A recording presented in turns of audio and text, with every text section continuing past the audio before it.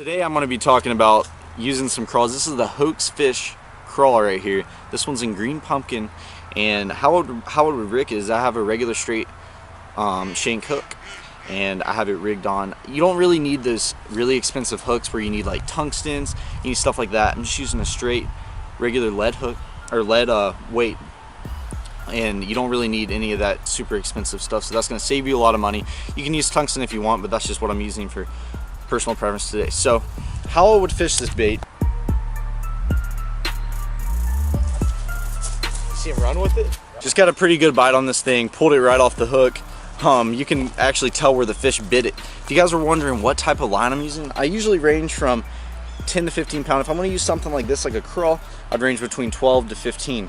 Right here I'm using 15 pound Seaguar fluorocarbon.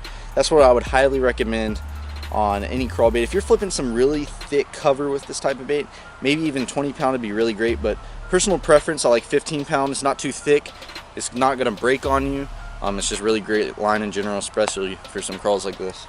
So if you're wondering what kind of places you really need to fish this crawl at, you know, tons of those bass, when the sun comes up, they're going to get in a lot of that structure. You know, there's trees, other vegetation, there's grass, there's all types of structure that those fish are going to get in. This bait's going to be perfect, especially when this bait's Texas rig like this. It's going to be perfect to flip in by that brush, to flip in by those sticks, to throw in that grass, throw on the edge of the grass. It's going to be a perfect bait to get in between all that structure. There are many ways you can work this bait. It all depends on how those fish are going to be during the day. You know, those fish can be really lethargic. They can be really slow. So you're going to be having to drag that bait on the bottom very, very slow.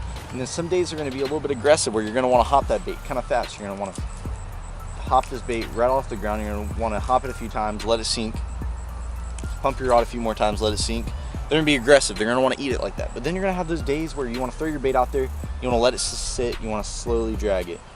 Then there's also going to be those days where those fish are just so slow, they're not wanting to chase after anything, they're not wanting to be aggressive whatsoever. You're going to want to throw that bait out there, let it sit on the bottom for a little bit, wait maybe 5-6 seconds, start to move it a little bit more, and then wait another 5-6 seconds. It all depends on the day, but there's tons of styles to work this bait.